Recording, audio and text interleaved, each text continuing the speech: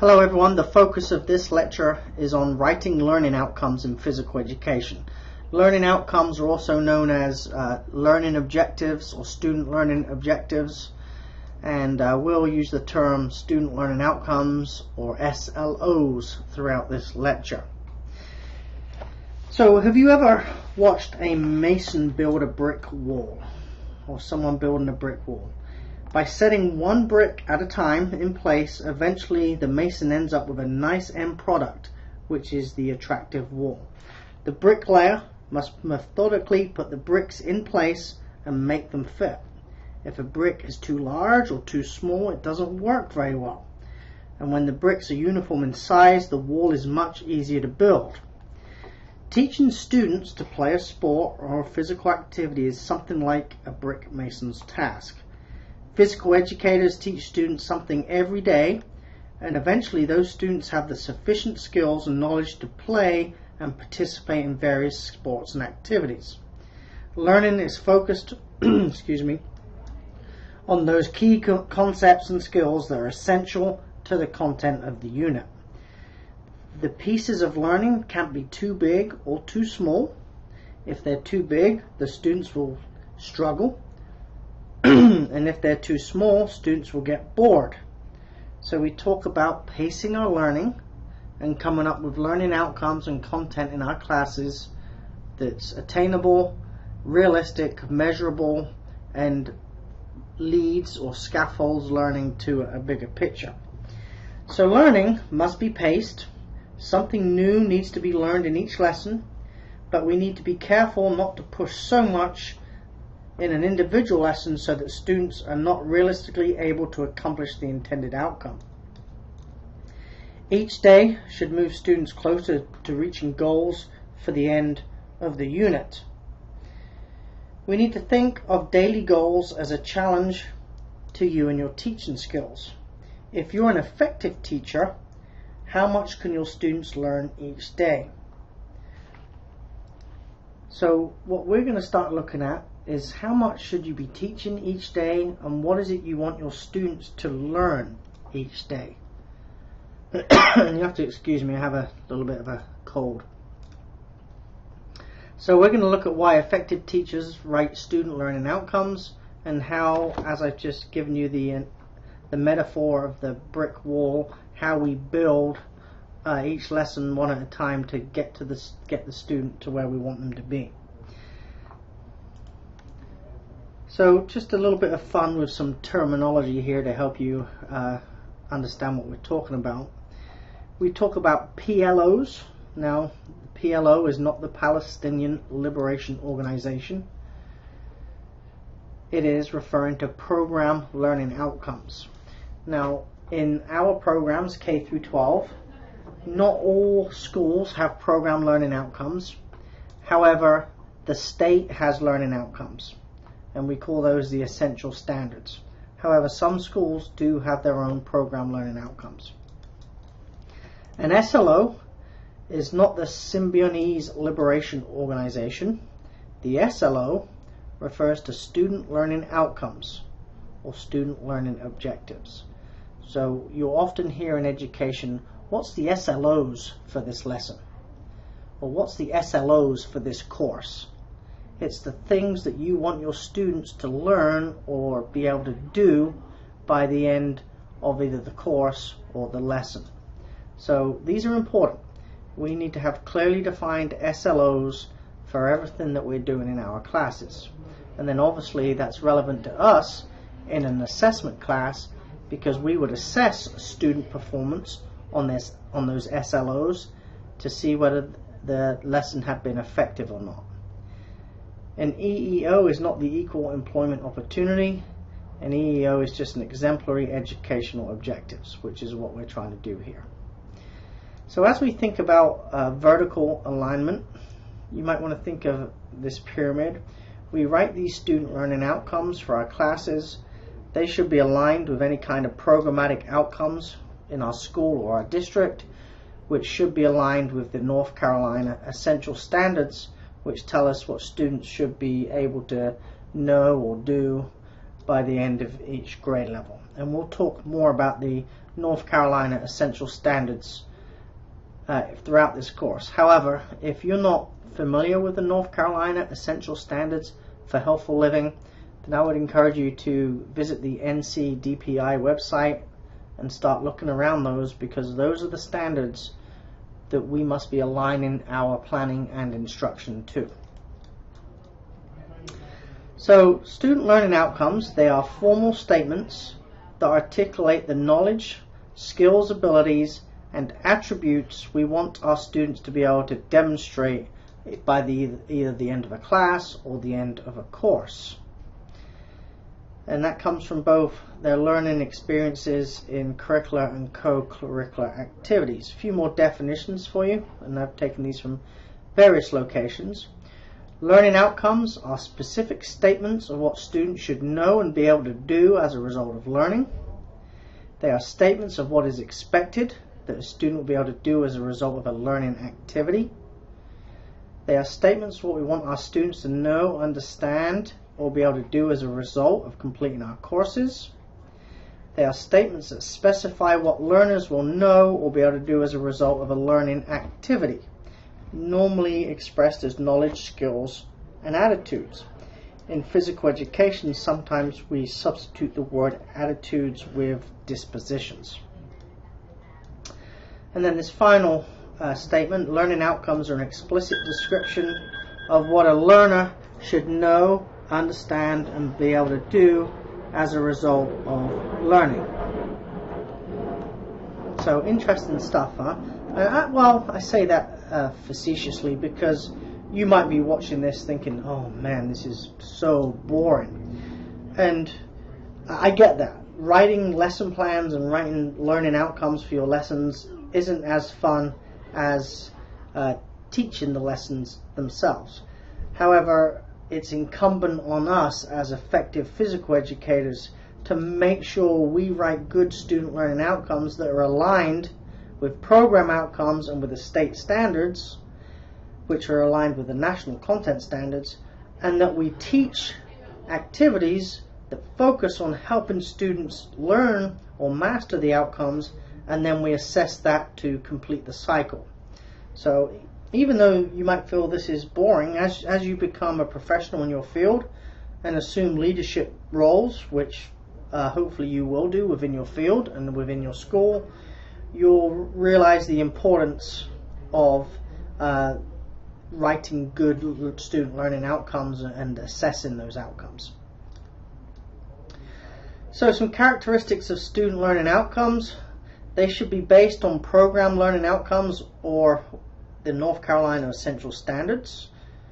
We should be able to clearly say that this learning outcome for this class relates to the North Carolina Essential Standards somehow.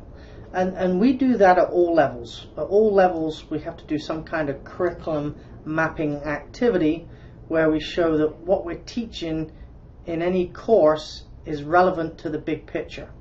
And we have to do that at the university level. Every one of our courses that you take in the whatever program you're in, that course has been aligned with some kind of outcomes that we expect students in your program to demonstrate by the end.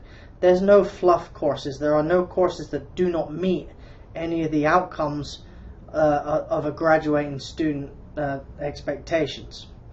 In fact, a lot of courses meet several outcomes, and that curriculum mapping exercise is always, it's an ongoing thing, and that's what guides any curriculum revisions on a continual evaluation or continual assessment basis. SLOs should be collaborative, learner-centered. They should focus on the student. They should be very specific, action-oriented, and we'll talk about action verbs related to those. Cognitively appropriate, behavioral, measurable, observable, understandable, achievable, realistic. Okay, so that's a lot of stuff right there. I understand that, but I think it will become clearer as we look at some examples within each of the domains to see what SLOs look like. So good student learning outcomes or learning objectives usually have three parts, and those three parts are called different things in different textbooks, and that the terminology is not the most important thing. It's understanding what a good learning outcome looks like.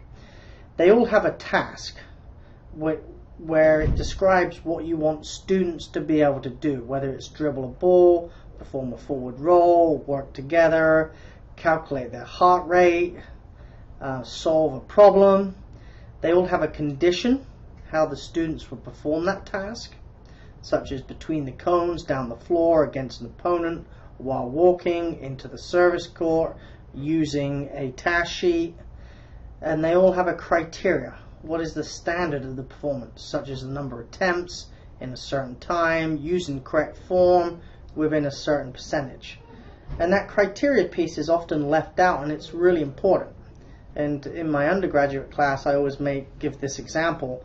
What if your objective or learning outcome was the student will correctly serve a tennis ball?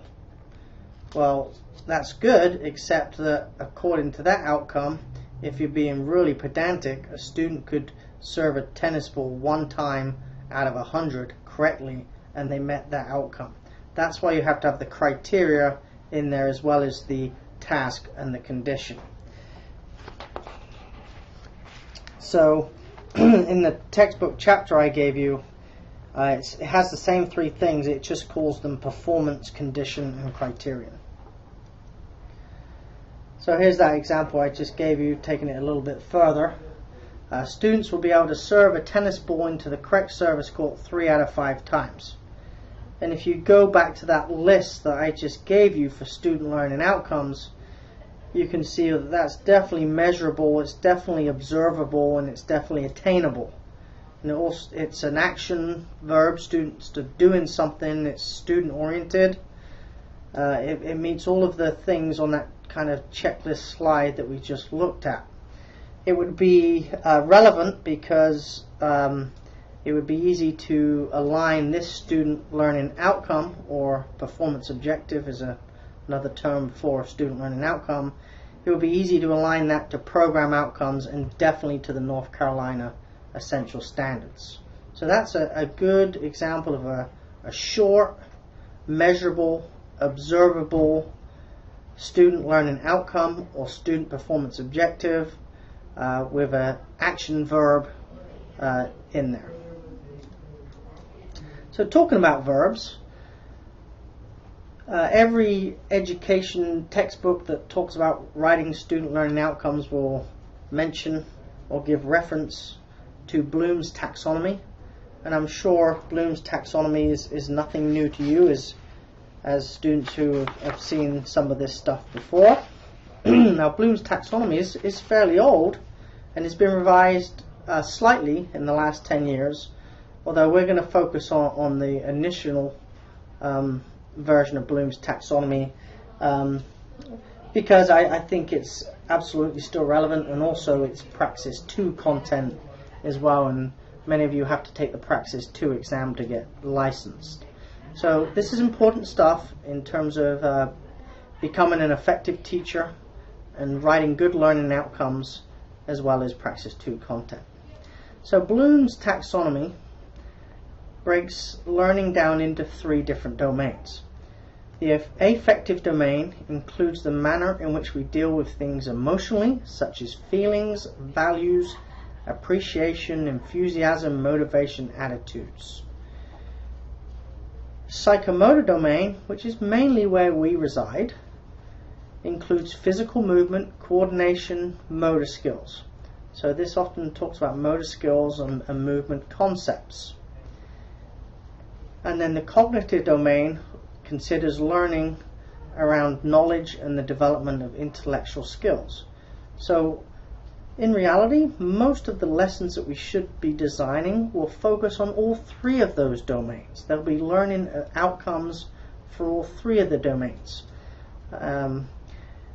Some lessons might focus on one of those more than others, such as anything in the personal and social responsibility instructional model or cooperative learning teaching style would probably focus more heavily on learning outcomes in the affective domain, whereas any kind of lessons associated with maybe the sport education model or the tactical games model would reside within the psychomotor domain. And then most lessons in the maybe inquiry learning or integration of academic subject area model would fall into the cognitive domain. But I think as good teachers, we should be trying to focus on all three of these domains in any lesson, because we want students to physically perform things and do them correctly, but we also want them to work together and have good attitudes, and we also want them to understand cognitively how to perform the correct movement, and why is that important? Why does it relate to overall health and wellness? So these three areas, even though most of the learning outcomes that we write are in the psychomotor domain, let's not brush off affective and cognitive domain. They hold great value and allows us to say as physical educators that we develop the whole child, that we believe in a holistic education approach where we're teaching to all three of those domains. I'm not sure if you'll be able to see this that well, and I'll maybe put it up as a separate file. But this is from another textbook, and it shows those three domains. Interestingly, they added a fourth called health-related fitness. But you can see here that Bloom's taxonomy mainly is included in the cognitive domain. So when we talk about Bloom's taxonomy, just be aware that it's really addressing the cognitive domain, although we can apply it to affective and psychomotor. Historically and theoretically, it's included in that cognitive domain. So you can see that the appropriate aims for the cognitive domain are to teach concepts and help students build on that knowledge. The affective domain is where we're teaching appropriate ways to express feelings, encouraging appropriate ways to display social qualities, and promote socially acceptable behaviors through learning activities. And then in the psychomotor domain, where we're talking about motor skills, locomotor, non-locomotor, and manipulative skills, I'm sure you recognize the skill theme model within those statements. We're trying to make sure students have the fundamental skills necessary to move on to more specialized motor skills. We're providing them with those building blocks to transfer those skill themes into specialized skills later on. So here's what Bloom's original taxonomy looked like at the base, with the lower order learning objectives were knowledge and comprehension, and then moving up into higher order learning objectives of application, analysis, synthesis, and evaluation. For the purpose of this course, I don't want to get caught up too much in terms of the progression through these different levels, although I do want you to recognize these names and to kind of understand how you would write learning outcomes that would focus within each of these levels of Bloom's taxonomy. So the first level, which he termed knowledge, is when we ask students, or we challenge them through the learning outcome, to recall or remember facts without necessarily understanding them. And remember, this is mainly within the cognitive domain of learning. And when we write these types of student learning outcomes, which I'm going to challenge you to do later in this module, we use action verbs such as these listed here: arrange, collect, define, describe, list, quote, recall, repeat, state. So in these examples, we're just asking students to do these lower order thinking skills that probably require rote memorization. For example, even though they're mainly cognitive, here's a psychomotor domain. Students will be able to demonstrate the stance for the golf drive according to the cues given at least 80% of the time. So in here, actually I'm now looking at that one. I'm wondering if I put this out of place. Hold off on that. I might come back to this one. I think I might have slipped that slide in the wrong place. Okay, the second level within Bloom's taxonomy is termed comprehension, and this is where students show the ability to understand and interpret learned information. So some action verbs that we use here are shown on the right hand side here. So these are slightly higher order of thinking skills. No longer are we just asking students to reproduce and do things like listings. We're asking them to think about it and to show some kind of comprehension skills. So what I like about these slides is all these action verbs, because sometimes it can become a little bit tricky to come up with original action verbs. Application is actually where those two slides that I just had should be showing up. This is the ability to take material that we've learned and apply it into new context. Lost the word there. So apply things we've learned into new contexts. And then the action verbs are obviously things like apply, compute, develop, examine, prepare, produce, sketch. So these are higher order thinking skills because we're asking for an application of content. So here's an example here. As you can see, an action verb within this is calculate. So students will be able to calculate their target heart rate zone using a worksheet and a calculator. And if you're going to be make that a little bit stronger, you might say we'll be able to correctly calculate their target heart rate zone using a worksheet and a calculator. And I think you can see those three parts of learning objectives that we discussed earlier in that example. This is where that slide was supposed to be. Students will be able to demonstrate the stance for the golf drive according to the cues given at least 80% of the time. Analysis is the ability to break down information into its components and look for interrelationships within those components. So here we use these types of action verbs. Compare, contrast, debate, examine, identify. Okay, so here we're really asking students to think, and for a lot of cognitive tasks, those would be good action verbs. We don't see these last two very often, but we'll talk about them. Synthesis, the action verbs are argue, assemble, construct, establish, create, summarize, reorganize. So some of these might be relevant for cognitive student learning outcomes in our lessons.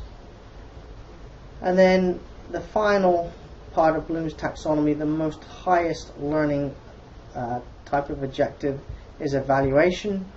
And action verbs within this category are listed here on this slide: criticize, discriminate, evaluate, justify, judge, resolve. So not only are you showing an understanding of things, but you're trying to differentiate it or compare it to something else and maybe make some kind of judgment statement on that. So I include these levels of Bloom's taxonomy in this lecture because even though they're related mostly to the cognitive domain, they can apply to psychomotor and to affective. And when we're writing student learning outcomes, which is obviously the focus of this lecture, we need to take into account which level of Bloom's taxonomy we're taking aim at and use the action verbs that are so nicely shown on these slides. Moving away from the cognitive domain, we shouldn't neglect the other two domains. Obviously, we're not going to neglect the psychomotor domain because it's our main one. But the affective domain is a domain where a lot of us have trouble writing student learning outcomes because it's hard to write measurable and observable outcomes related to things like attitudes. So if we were going to look at some areas how we can do this, we can look at these steps on this slide and how we might write student learning outcomes that have action verbs related to the affective domain. Some action verbs for the affective domain are listed on this slide. Of course, some of them are very hard to measure, such as appreciate or embrace. Here's an example. Students will set realistic goals for how many steps they will learn and remember in step aerobics. They will write in their journals how confident they feel about their ability to do steps as a result of accomplishing their goals.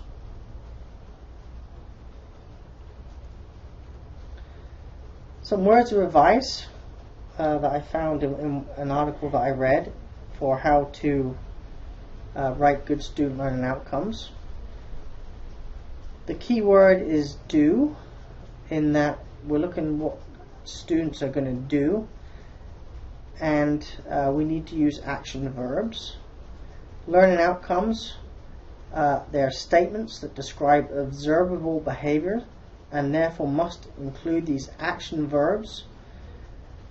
We need to be careful that we don't use too many words like appreciate and understand. Understand's a big issue when we're talking about student learning outcomes, because it's hard to measure understand. So if you write the student will understand why a lack of physical activity is bad for your health, you can't measure that. You can't measure understand. So you have to have the student do something to demonstrate their understanding. Someone else said observed verbs like know, understand, be familiar with, be exposed to.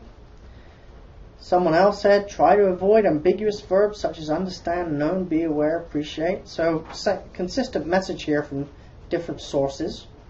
Here's another source. Care should be taken in using words such as understand and know if you cannot be sure that students will understand what it means or understand in a given context.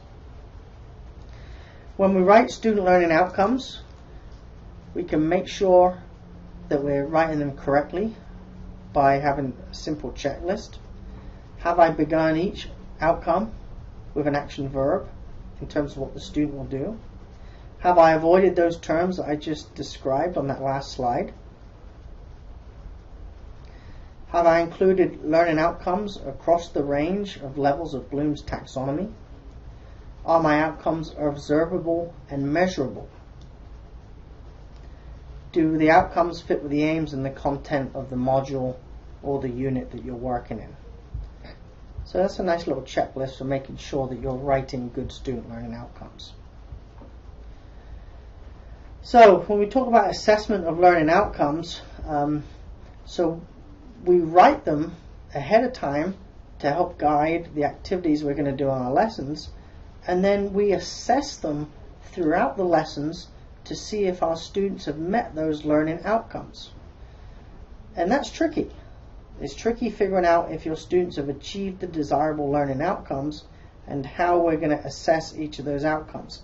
And on most lesson plan templates, you have to obviously include your student learning outcomes, but then you also have to address or state how you're going to measure each of those student learning outcomes.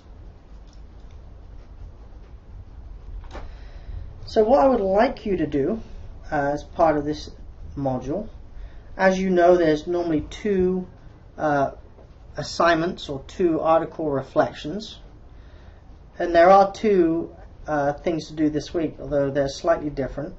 The first one is an article, and it's posted within this module. It's titled Writing Useful Instructional Objectives in Physical Education, and it's very recent. It's from 2016, and it's very relevant. I'd like you to read that and follow the normal process of reflecting on that article. In place of the second article, I'm going to have you do something a wee bit different. On page 83 in the scan chapter that's in Blackboard, there's a section called Practice Writing Learning Outcomes. And on page 84, there's activities 7.9, 7.10, 7.11.12 that ask you to develop learning outcomes for different things. So what I'd like you to do is, I'll scan the whole chapter, but I'll also put that up as a single scanned page. You can do this a couple of different ways. If you want to, you can type the whole page out again in a Word document and submit that. That's time consuming. You could also just print out that page, write on it, and then scan it or take a photo of it and post that for the Article 2 reflection. Okay, so that's worth 5% as well as the first article, but instead of having you reflect on 2 articles this week, one is an article, this second one is an application activity where you're going to write some of your own program learning outcomes. I would encourage you to read the chapter and read the other thing that I've posted within this module to help guide you with that. And that concludes this lecture on writing learning outcomes. And next week we'll extend this by jumping into writing outcomes and creating assessments for the psychomotor domain. That concludes this lecture.